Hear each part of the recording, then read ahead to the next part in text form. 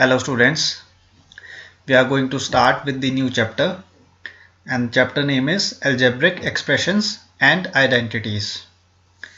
I hope आपको expressions का meaning पता है, expressions का meaning आपको मालूम है. I hope expressions क्या होते हैं students?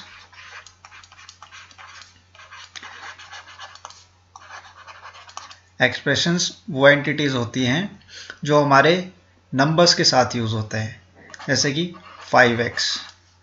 x क्या है आपका? एक वेरिएबल है. x is a variable and 5 क्या है इसके साथ में? एक नंबर है. ठीक है, 5 कौन सा है आपका? नंबर है. और नंबर कौन सा है? ये नेचुरल नंबर है. 5 आपका कौन सा है? नेचुरल नंबर है. तो 5x जब हम होल इस पूरी टर्म की बात करते हैं तो इसको क्या कहते हैं? हम एक एक्सप्रेशन कहते हैं. ठीक है, 5x जो आपकी पूरी टर्म है उसको क्या कहेंगे? हम एक्सप्रेशन कहेंगे. एक्सप्रेशन हमारे वो नंबर्स होते हैं जिनमें हम वेरिएबल्स को यूज करते हैं. ठीक है, वेरिएबल्स कौन से होते हैं आपके? A to Z आप कोई भी वेरिएबल यूज कर सकते हैं अल्फाबेटिकल टर्म्स में. ठीक है, A to Z आपके जितने भी अल्फाबेट्स हैं उनको हम किस फॉर्म में यूज करते हैं? वेरिएबल्स के फॉर्म में. और जब आपके वेरिएबल्स किसके साथ जुड़ जाते हैं? नंबर्स के साथ, तो उनको हम क्या कहते हैं? एक्सप्रेशंस कहते हैं. फॉर एग्जाम्पल 5x², ये क्या है आपका? एक एक्सप्रेशन है. 4x², 3x². Clear? 5x, 4x, 3x. Then we have 2xy, 4xy, 3xy. ये सब क्या है? हमारे एक्सप्रेशंस है. ये सब क्या है? हमारे एक्सप्रेशंस हैं.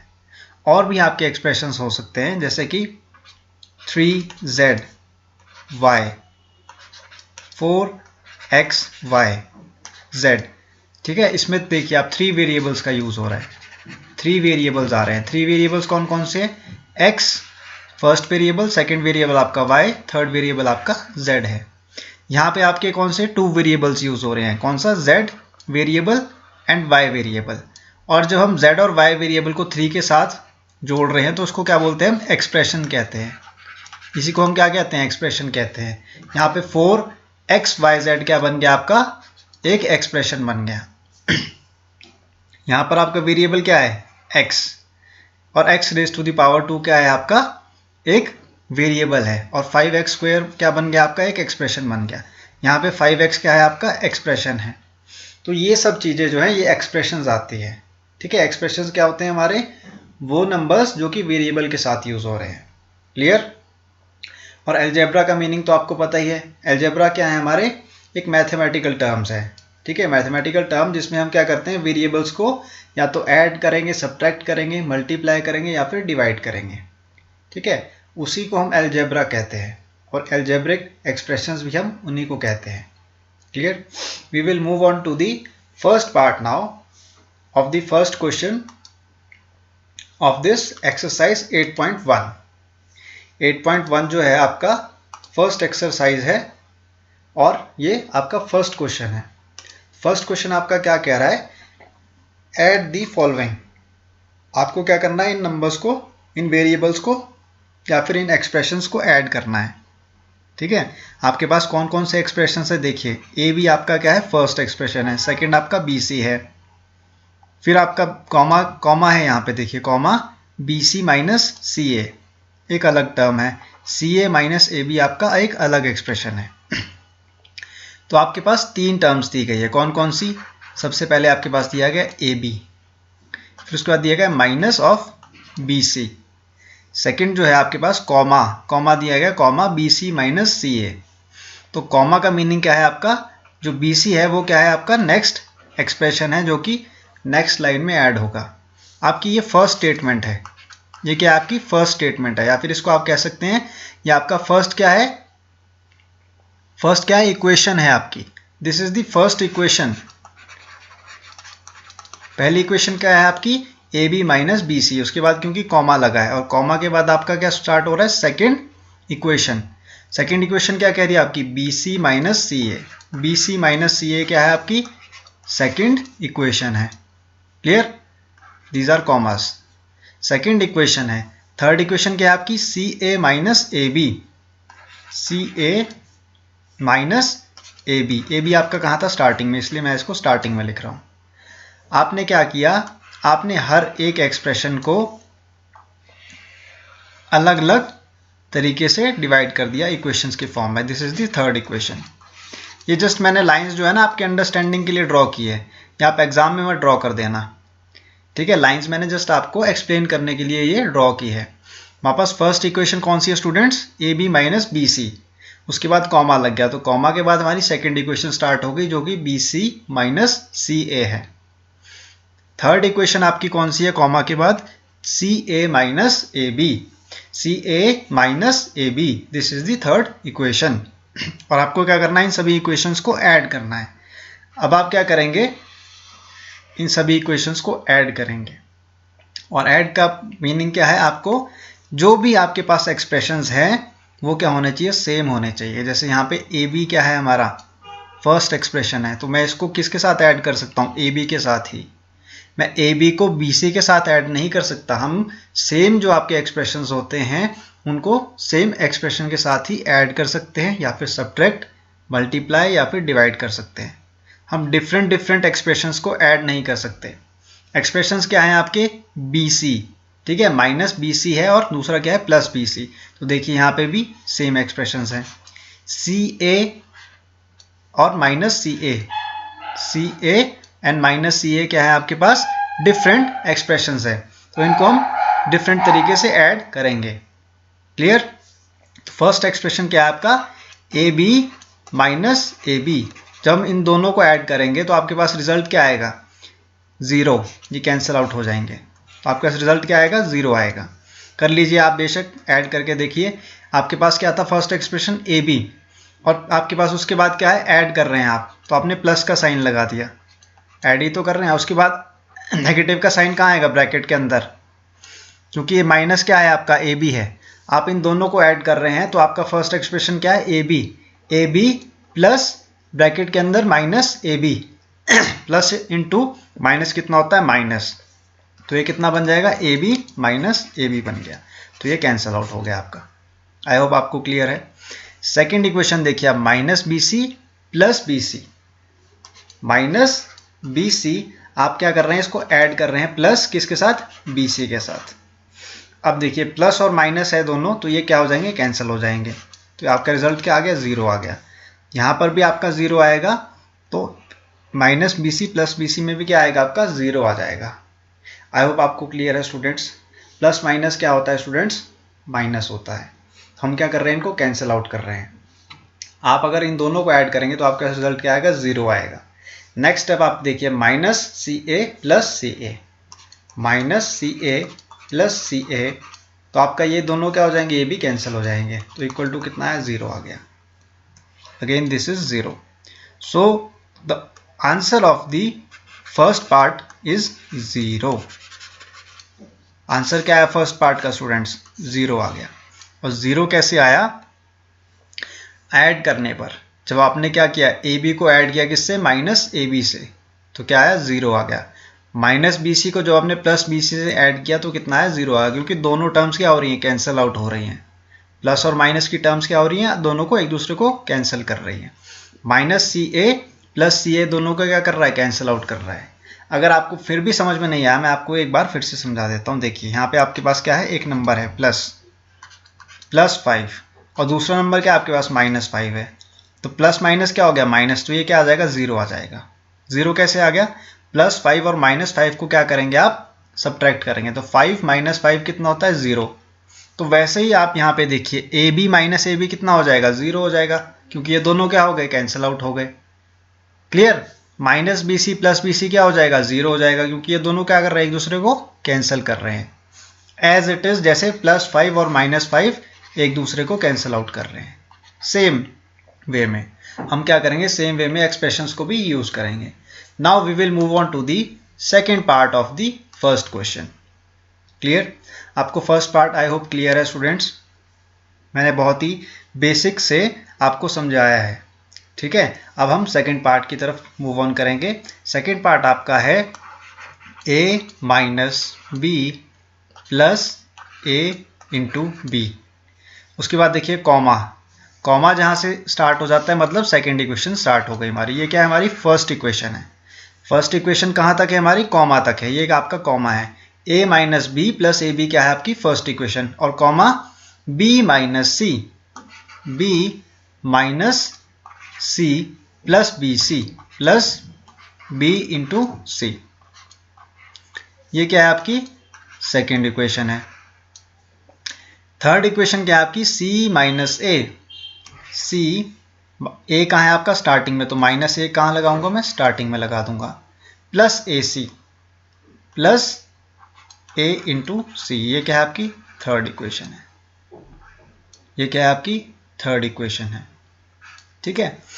नाउ अब आप क्या करेंगे, इनको ऐड करेंगे, ऐड करना है ना इन सभी को, तो कैसे करेंगे आप देखिए, प्लस ए माइनस ए प्लस ए माइनस ए, ये दोनों क्या हो रहे हैं, ऐड हो रहे हैं, ठीक है। माइनस ए क्या आ गया आपका ब्रैकेट में आ गया, और बाहर ब्रैकेट के क्या आ जाएगा, एडिशन, क्योंकि हम इन दोनों को क्या कर रहे हैं, ऐड कर रहे हैं स्टूडेंट्स। जब हम ब्रैकेट को ओपन करेंगे, प्लस इंटू माइनस कितना होता है स्टूडेंट्स, माइनस ए, प्लस इंटू माइनस ए कितना होगा, माइनस ए हो जाएगा।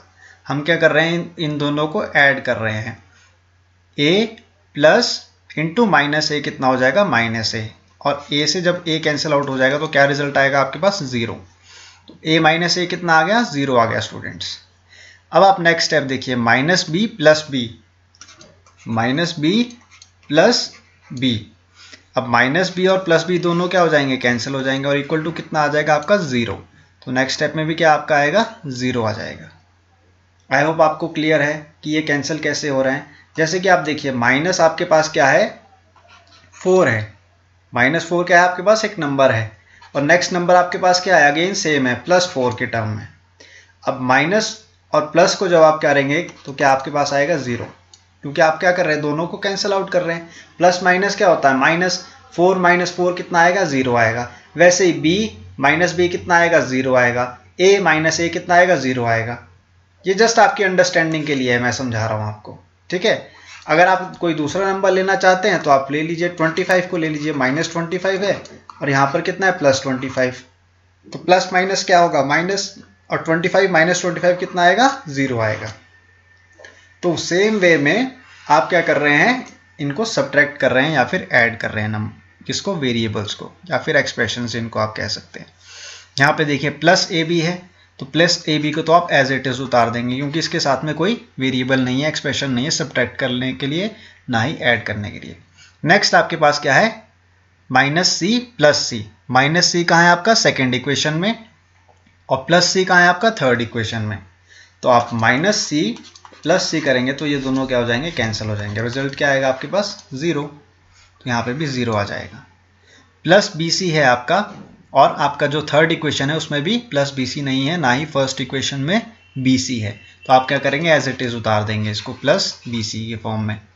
नेक्स्ट स्टेप आपका क्या है, ए सी, ए सी आपका कहाँ है, थर्ड इक्वेशन में है, सेकेंड इक्वेशन में ए सी नहीं है, ना ही फर्स्ट इक्वेशन में है, तो आप इसको एज इट इज उतार देंगे ए सी को।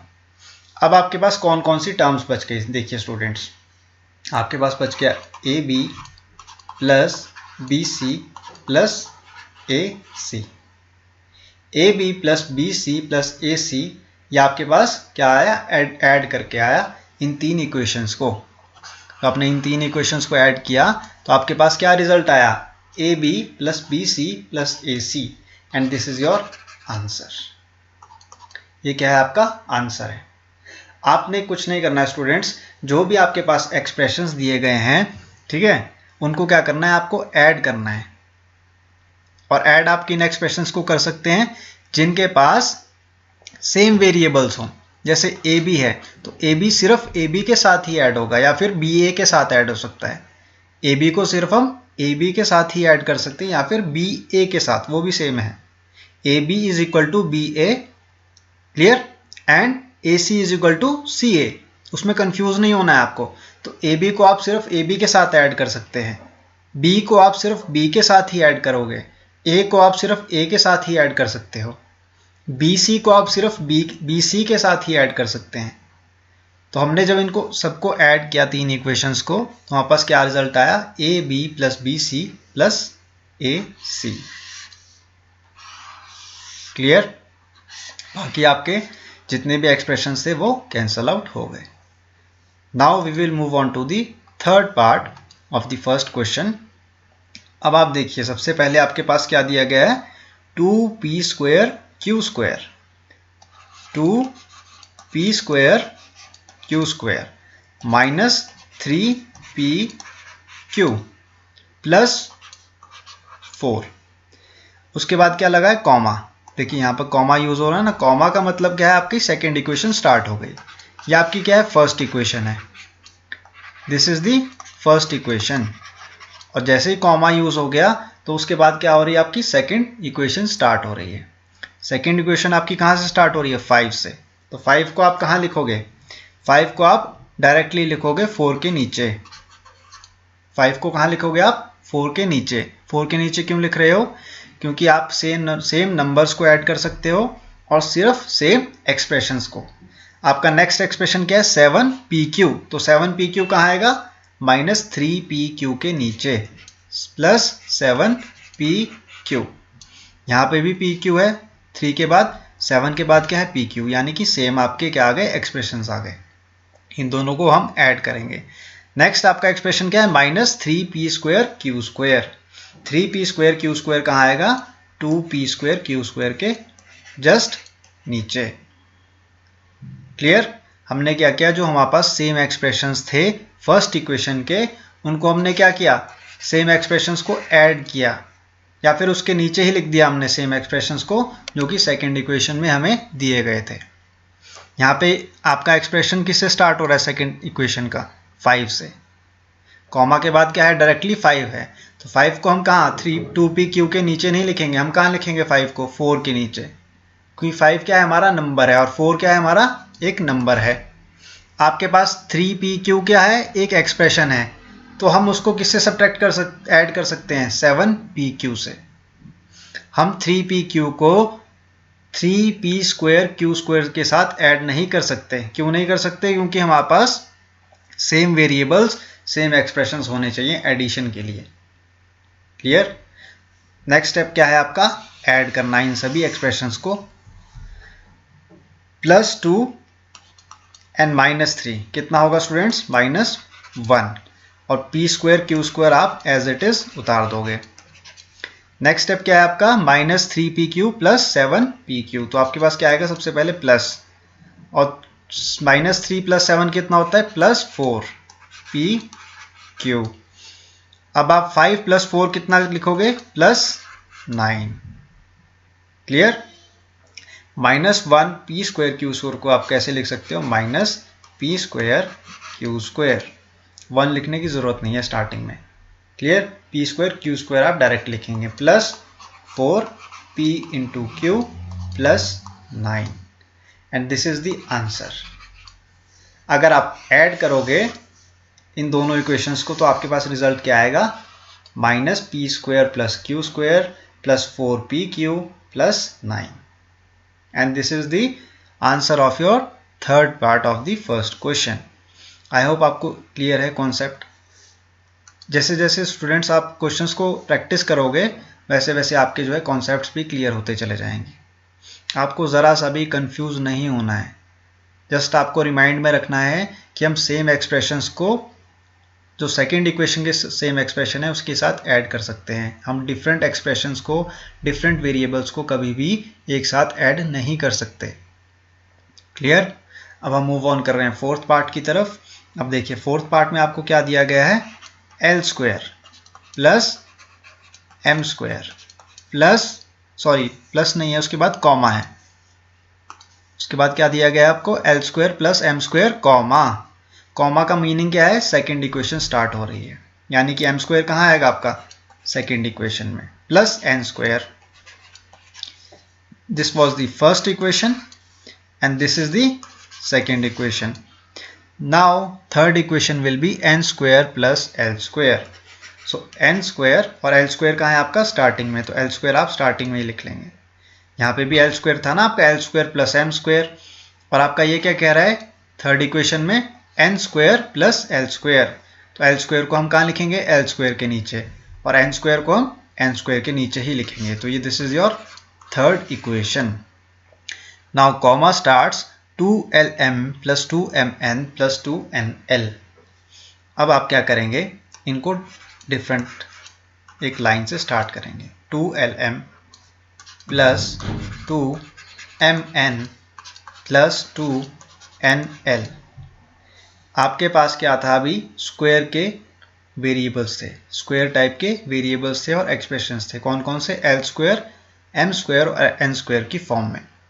जो आपके पास फोर्थ इक्वेशन आई है वो किस फॉर्म में है आपकी, एल एम एम एन और एन एल के फॉर्म में। क्लियर, इसलिए मैंने इसको एक डिफरेंट लाइन में लिखा है।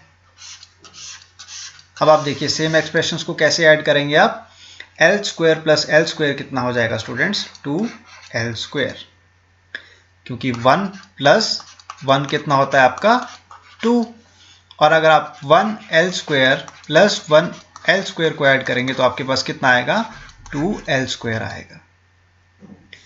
l square plus l square को अगर आप ऐड करेंगे तो कितना आएगा, 2l स्क्वायर आएगा। l स्क्वायर का मीनिंग क्या है, इसके स्टार्टिंग में क्या लगा है, 1 लगा है स्टूडेंट्स, 1 को जो कि हम डिनोट नहीं करते हैं किसी भी एक्सप्रेशन के फ्रंट में। यहाँ पे भी क्या लगा है, 1 लगा है।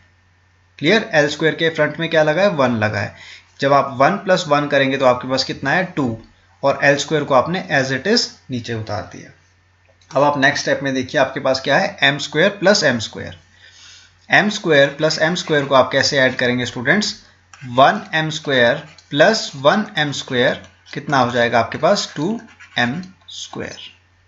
1 कहाँ लगेगा, इसके स्टार्टिंग में लगेगा, जो कि हमें दिया नहीं गया है क्वेश्चन में, लेकिन हम एज्यूम करके चलते हैं कि किसी भी वेरिएबल के आगे, किसी भी एक्सप्रेशन के आगे हमेशा क्या लगता है, 1 लगता है। क्लियर, वो हमें क्वेश्चन में नहीं दिया गया होता है, लेकिन हमको क्या करना पड़ता है, एज्यूम करना पड़ता है।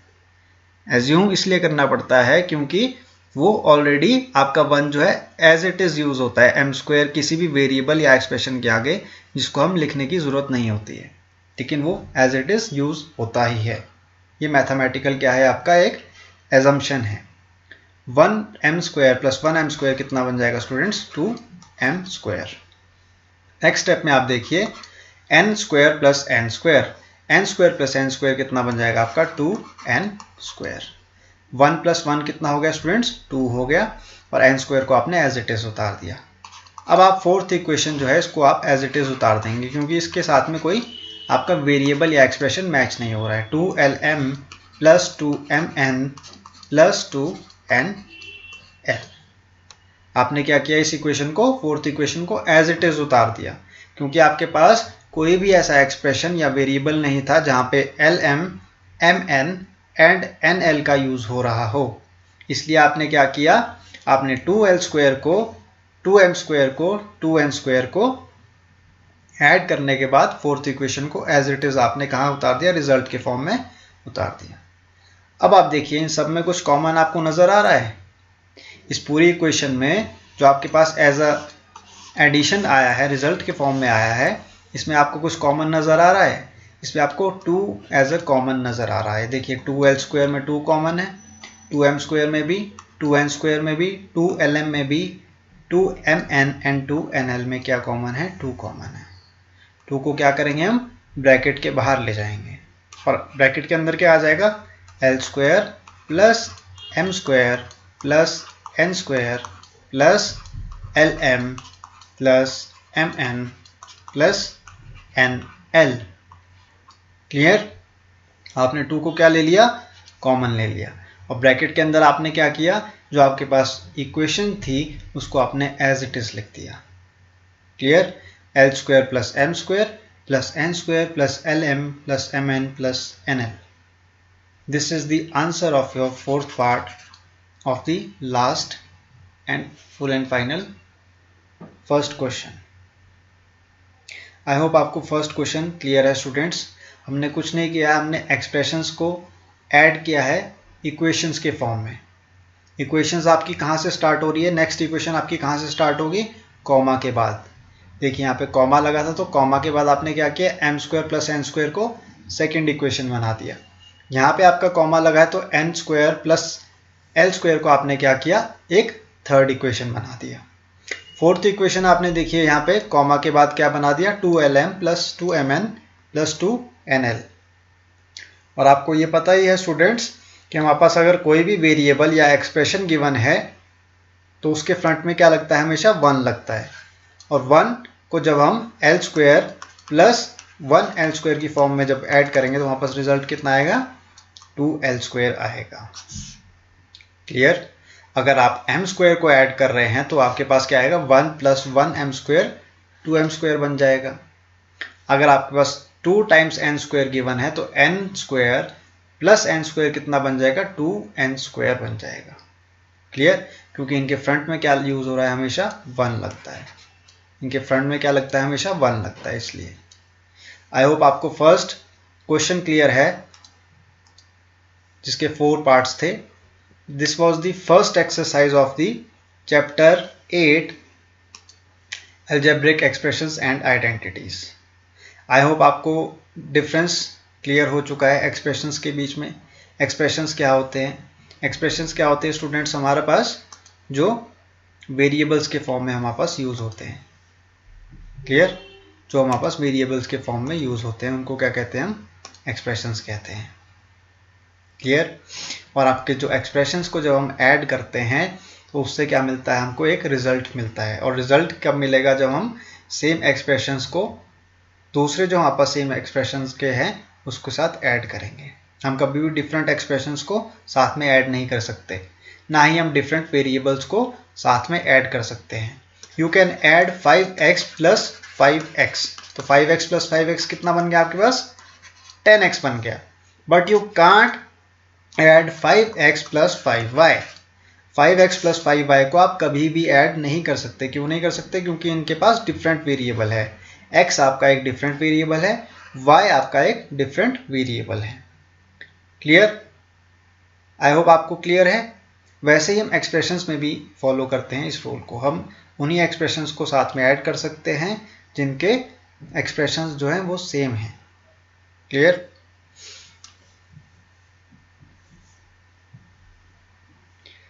आई होप आप स्टूडेंट्स, इफ आपको ये सारे के सारे कॉन्सेप्ट क्लियर हैं एक्सरसाइज 8.1 के, और जितने भी मैंने क्वेश्चंस करवाए हैं वो सब क्लियर हैं। अगर आपको फिर भी कोई डाउट है स्टूडेंट्स, आप मुझसे पूछ सकते हैं कमेंट बॉक्स में। Thank you.